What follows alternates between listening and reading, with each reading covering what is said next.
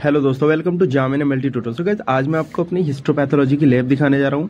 तो यार सबसे पहले हम वहाँ पे जो था वो सैंपल रिसीविंग एरिया था। इसके बाद ये मशीन होती है, यहाँ पे हम क्या करते हैं, फिक्सेशन, डिहाइड्रेशन, क्लियरिंग, इनफिल्ट्रेशन और इम्प्रेगनेशन, ये हम फुल्ली ऑटोमेटेड करते हैं। देन इसके बाद ये फ्रिज रखा हुआ है, यहाँ पे सब रीजेंट्स वगैरह रखते हैं जो स्पेशल स्ट्रेन होती है या जो भी रीजेंट्स होते हैं। इसके बाद यहाँ पे ये माइक्रोटॉम रखा हुआ है, माइक्रोटॉम से हम सेक्शनिंग करते हैं, ट्रिमिंग करते हैं।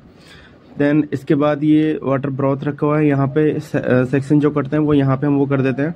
देन इसके बाद ये भी हमारा माइक्रोटॉम है, जो यहाँ पे सर जो है वो भी ट्रिमिंग कर रहे हैं। ट्रिमिंग के बाद वहाँ पे दूसरे उस पे जाएगा, वो सेक्शनिंग करता है। देन इसके बाद गाइज जो आता है वो आता है हमारा एम्बेडिंग। ये एम्बेडिंग मशीन होती है, यहाँ पे सारे टिश्यू ब्लॉक लगा दिए जाते हैं और यहाँ पे हम एम्बेडिंग करते हैं। इस वाले एरिया में हम एम्बेडिंग करते हैं।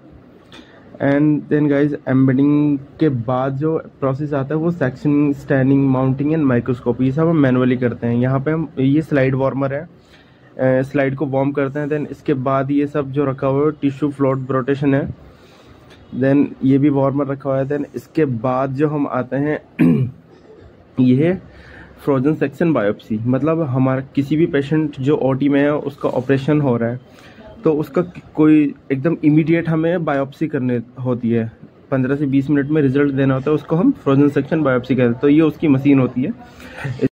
देन इसके बाद हम आते हैं HNE स्टेनिंग पे। तो guys HNE staining eosin and haematoxylin staining होती है। तो ये सबसे मोस्ट कॉमन होने वाली स्टेनिंग होती है हिस्टोपैथोलॉजी लैब में। तो यार जो फर्स्ट बॉक्सेस रखे हुए हैं दो हमारी ये ज़ाइलिन के होते हैं, इनका यूज़ होता है डीपैराफिनाइजेशन होता है, मतलब डीपैराफिनाइज करते हैं, ये पैराफिन वैक्स को रिमूव कर देते हैं। इसके बाद 4 अल्कोहल होती है। देन इसके बाद ये हीमेटॉक्सिन रखा हुआ है, ये एसिड अल्कोहल है, इसके बाद जस्ट वॉश करना होता है हमें।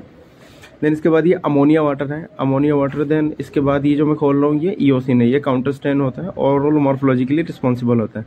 देन इसके बाद 4 अल्कोहल और रखी होती है, इनमें 3-3 डिप, 4-4 डिप दे के ये करना होता है। देन इसके बाद फिर जो 2 बॉक्सेस होता है लास्ट के, ये 2 बॉक्सेस होते हैं, ये क्लियरिंग एजेंट्स होते हैं। देन इसके बाद ये कवर स्लिप रखी है, DPX है, डायबुटाइल फैथलेट पॉलीस्टाइरिन ज़ाइलिन। ये रिफ्रैक्टिव इंडेक्स को इंक्रीज कर देता है, बढ़ा देता है, ताकि हमारी जो स्लाइड देख रहे हैं हम तो वो सही दिखे। देन इसके बाद ये LBC करता है, यहाँ पे LBC के रिएजेंट रखे हुए सब। LBC होता है liquid based cytology. And guys ये सब इसके रिजल्ट है कि ये देख लीजिए, किट है इसकी, श्योर पाथ मेथड से करते हैं और एक थिन प्रेप मेथड से करते हैं। देन इसके बाद जो प्रोसेस आता है यहाँ पे वो आता है पेपिस्टेन। पेपिस्टेन आपको पता ही है सर्वाइकल कैंसर के लिए होता है। ये सारे पेपिस्टेन के बॉक्सेस रखे हुए हैं। काफ़ी मिला जुला प्रोसीजर है इसका HNE से, लेकिन थोड़े बहुत रिएजेंट्स यहाँ पे डिफरेंट है। देखिए ये दिख रहा है आपको, ये थोड़े बहुत रिएजेंट्स यहाँ पे डिफरेंट होते हैं। ये ईओसिन एजियोर है जो ग्रीन कलर में दिख रहा है आपको। देन इसके बाद गाइज ये सब हमारा पेप। तो गाइज देन इसके बाद हम देखने जा रहे हैं कुछ स्पेशल स्ट्रेंथ्स होती है, जैसे कॉन्ग्रेट, गोमोरिस्ट्राइकोम, मेसेंस्ट्राइकोम, आयरन, रेटिक, ये सब होती है। तो इसके ये सारे यहाँ पे रिएजेंट्स रखे हुए हैं।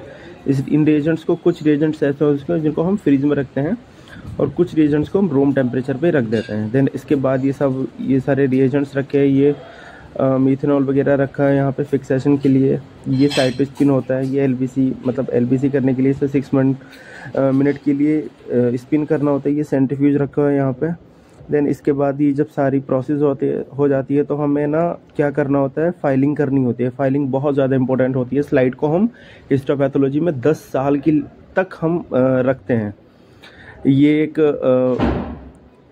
वो होता है कि हमें 10 साल तक ये रखनी ही है, ताकि कोई भी पेशेंट आए, कभी भी आए, वो 5 साल बाद, 7 साल बाद, 10 साल से पहले तो उसको हम दे देते हैं। देन इसके बाद ये IHC की मशीन आती है, इम्यूनोहिस्टोकेमिस्ट्री की, जो कि हमें